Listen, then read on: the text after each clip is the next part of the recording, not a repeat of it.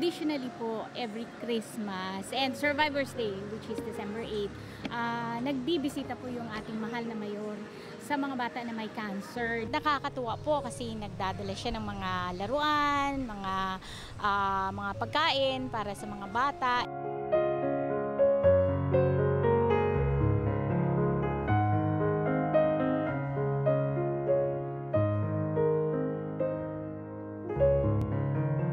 Narinig pa lang namin na pupunta siya. Sige, pupunta dito sa hospital.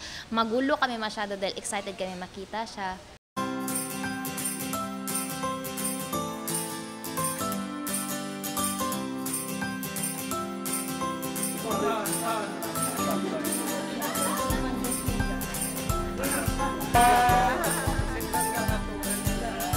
Anda mo tabang, anda mo alaga, Duterte!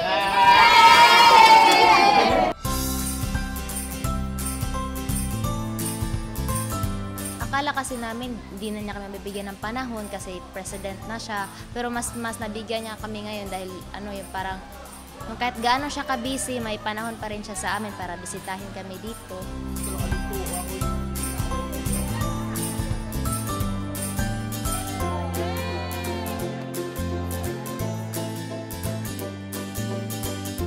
Always make it a point, even in his very, very busy schedule, na magpunta rito talaga sa Southern Philippines Medical Center para tingnan ang mga pasyenteng with cancer, give them support, and give them happiness and enjoyment for this Christmas day.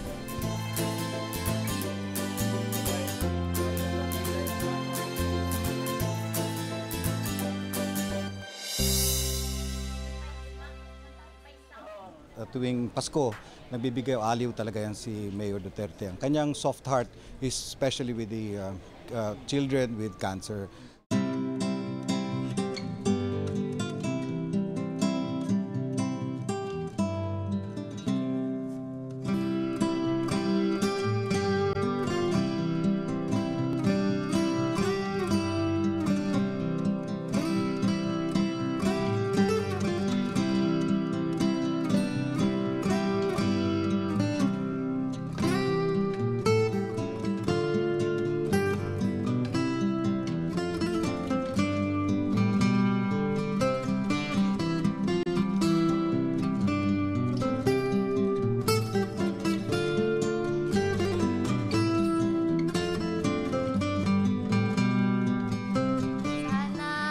Siya ng maraming blessings at saka bigyan siya ng lakas loob na lahat ng problema na yung pinagdaanan niya ngayon, makayanan niya at parati namin siya pinag-pray na sana kayang-kaya niya lahat.